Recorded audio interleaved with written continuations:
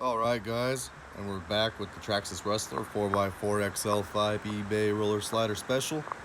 This is the one that's converted to 6S 2200 kV, and the drivetrain has been completely beefed up,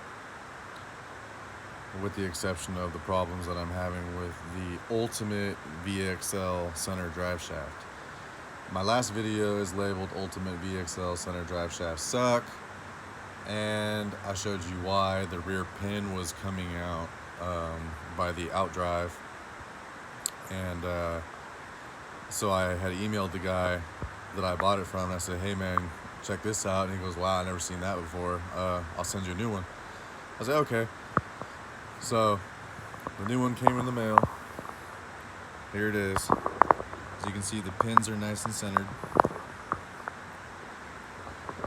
Now in the last video I showed you guys the rear, what the rear pin did.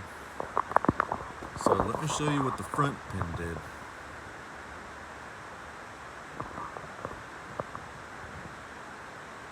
That tore my chassis up. Wore a fat groove in it. Guys, I didn't touch this at all. I just pulled my front end apart right here. You can still see I've got dust right there. And yeah, this is what the front looks like. I can imagine. Wow. It didn't hit my steering bell crank. But yeah, check that out.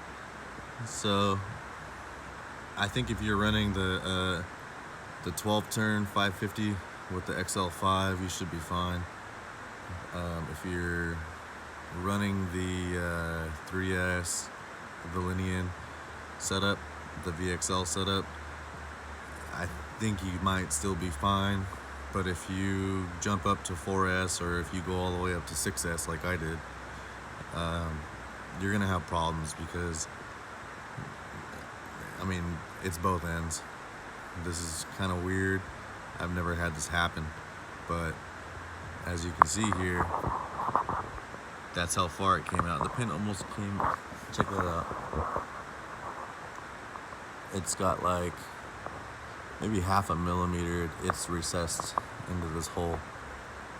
So the pin is about halfway through, if you think about it like that. So it's only half in there.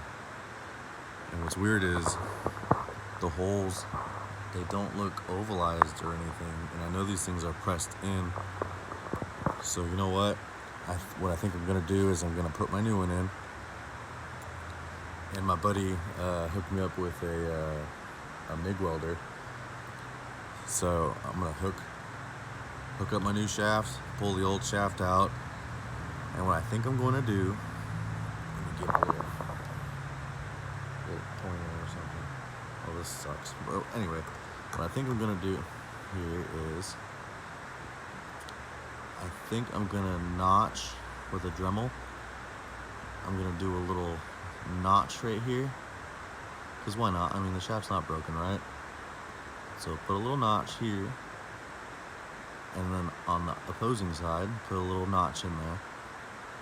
And then I'm gonna backfill it by slapping a little bead of weld onto this steel shaft right here to keep it from sliding in or out, you know, keep it from moving.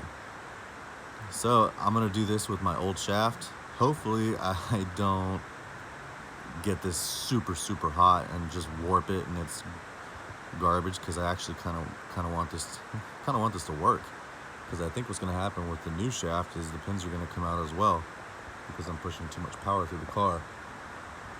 So I will keep you guys posted, and yeah, check this out. That's crazy. Oh, and if anybody was wondering if you can get the drive shaft out without having to remove the steering servo horn, or disconnect any of the linkages, or pull a wheel off, or anything like that, if you're real careful with your stuff, like I am with mine when I'm working on it, if you just take out the 4 bolts that you need to pull the front end off, pull this little tab up here, just click it up, these tabs right here I'm talking about. Boom, boom. Pick them up a little bit, pull it out, be real gentle with it, and just turn it off to the side like I did. And then, I mean, look, this shaft is it's gonna come right out. It's not even gonna hit this, and if it does, look, I'm gonna turn that even more.